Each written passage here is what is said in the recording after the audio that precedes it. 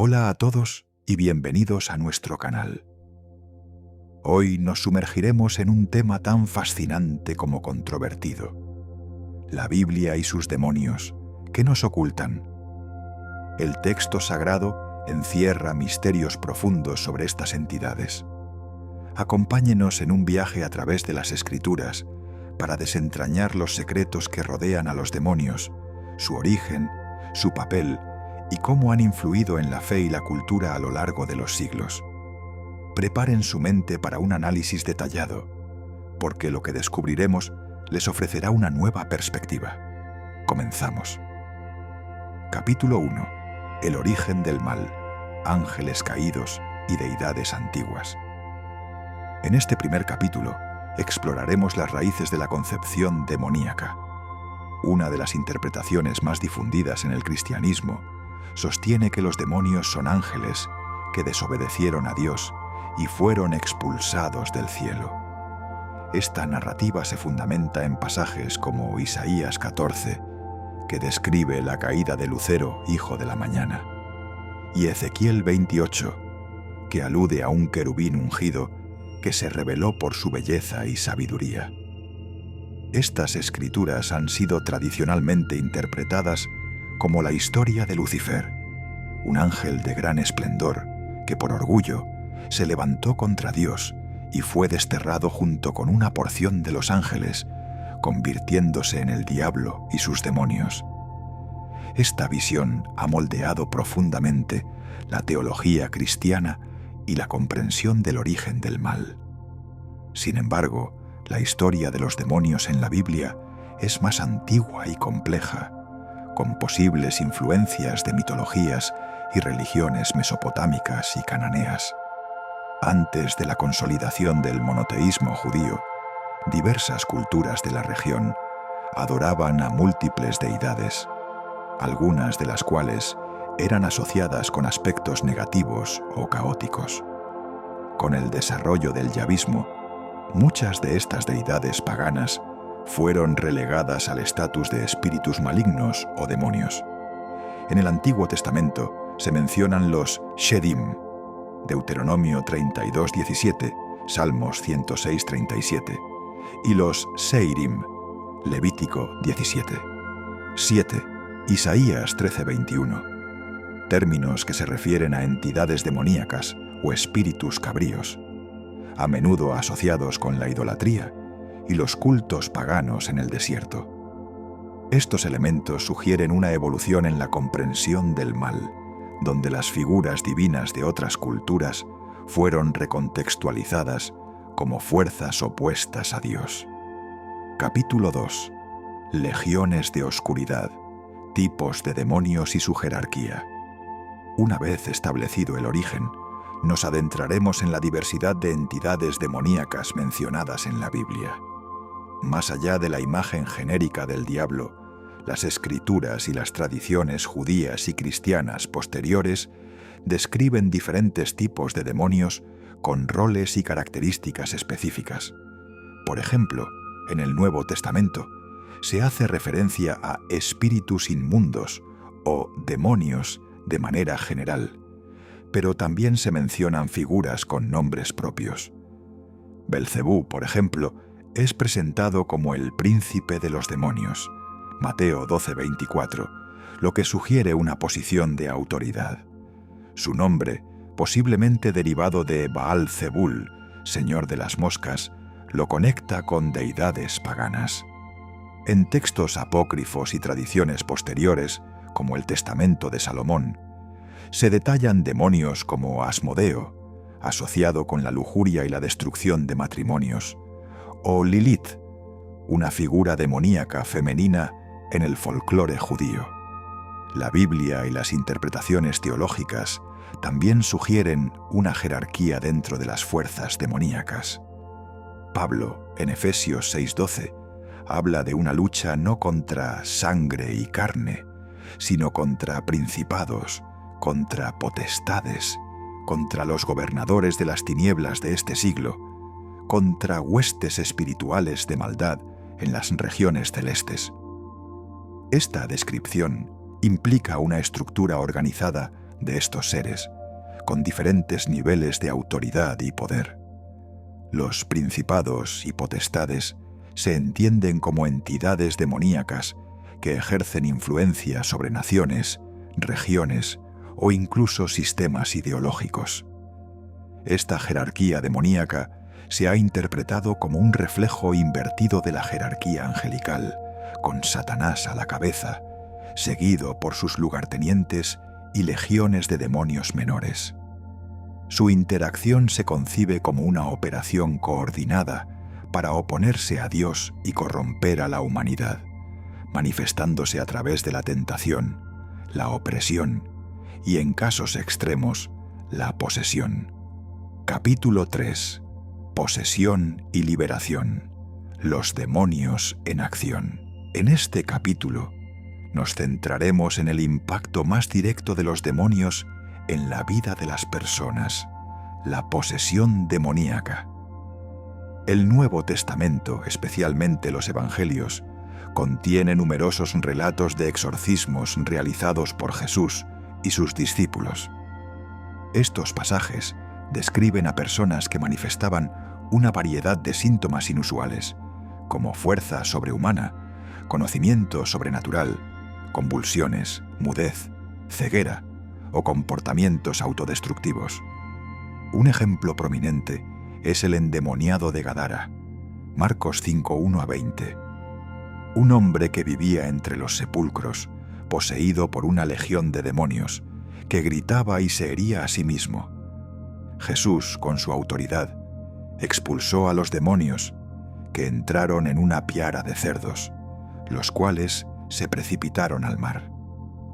Es importante señalar que, en el contexto bíblico, la posesión demoníaca se distinguía de las enfermedades físicas o mentales, aunque a veces los síntomas pudieran parecer similares.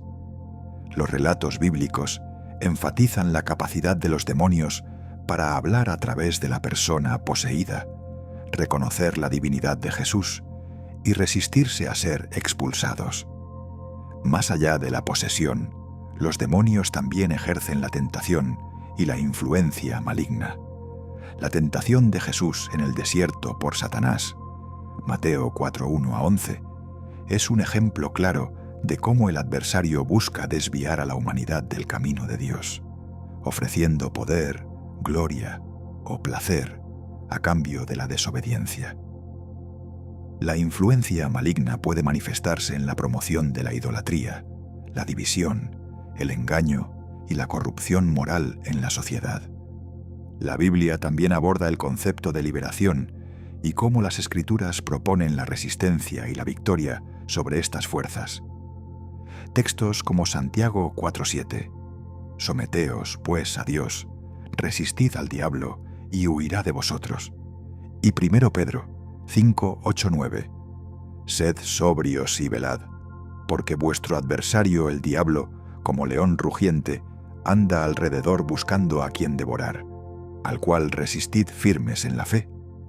Enfatizan la importancia de la fe, la oración y la obediencia a Dios como medios para contrarrestar la actividad demoníaca. Capítulo 4. El diablo y Satanás. ¿Un solo ser o múltiples identidades? En nuestro penúltimo capítulo abordaremos una cuestión fundamental que a menudo genera confusión. ¿Son el diablo y Satanás la misma entidad o representan aspectos diferentes del mal? Las Escrituras revelan una evolución en la concepción de estas figuras. En el Antiguo Testamento hebreo, la palabra Satanás, Shatán, Satan, no siempre se refiere a un ser maligno personificado, sino que a menudo significa adversario u opositor. En algunos casos, incluso se refiere a un agente divino que actúa como acusador o probador. Job 1:2, Zacarías 3:1-2. Sin embargo, con el tiempo, y especialmente en el período intertestamentario y en el Nuevo Testamento, la figura de Satanás se consolida como un ser maligno y personal, el principal enemigo de Dios y la humanidad. El Nuevo Testamento utiliza indistintamente los términos Satanás, del hebreo, y diablo, del griego diabolos, que significa calumniador o acusador, para referirse a la misma entidad. Se le atribuyen diversos nombres y títulos que revelan su carácter y sus funciones. Es llamado el acusador, Apocalipsis 12:10, reflejando su papel de denunciar a los creyentes ante Dios. También es el príncipe de este mundo, Juan 12:31, 14:30, 16:11, indicando su influencia sobre los sistemas y valores mundanos opuestos a Dios. La figura de la serpiente antigua, Apocalipsis 12:9, 22, lo conecta directamente con el relato del Génesis y la caída del hombre, presentándolo como el engañador primordial. El Nuevo Testamento describe su papel en la tentación de Jesús, su constante oposición al reino de Dios y su destino final.